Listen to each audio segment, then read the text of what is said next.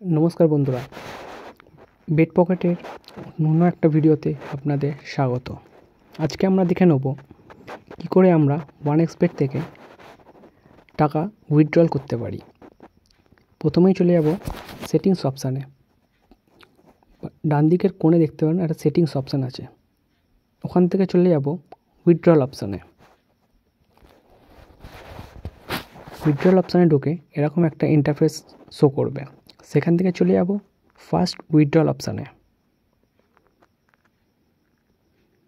দেখুন বন্ধুরা, এখানে চারটে অপশান শো করছে: amount, account number, account holder name এবং ব্যাংকের IFSC code.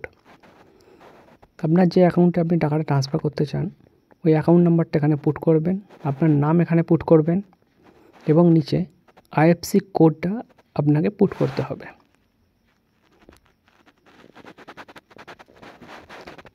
IFSC code put করার পরে নিচে দেখুন সবুজ রঙের কনফার্ম বলে একটি অপশান আছে।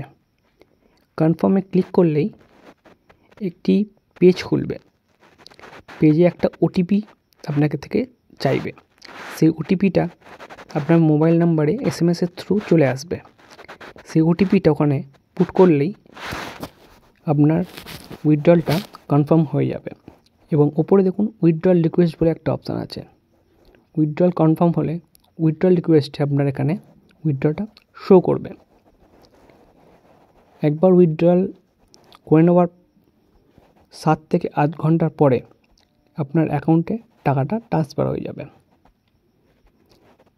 যারা এখানে নতুন প্লেয়ার, যারা নতুন 1xbet ইউজ করছে তাদের জন্য এটা একটু লেট হয়। যারা আমাদের মতো পুরনো 1xbet প্লেয়ার তাদের টাকাটা 1-2 ঘন্টার মধ্যে ট্রান্সফার হয়ে যায় ব্যাংকে, কিন্তু যারা নতুন ইউজ করছে নতুন ইউজারদের একটু লেট হয় টাকা ট্রান্সফার হতে। আশা করছি এই ভিডিওর মাধ্যমে আপনাদের পুরো সব কিছু বোঝাতে পেরেছি।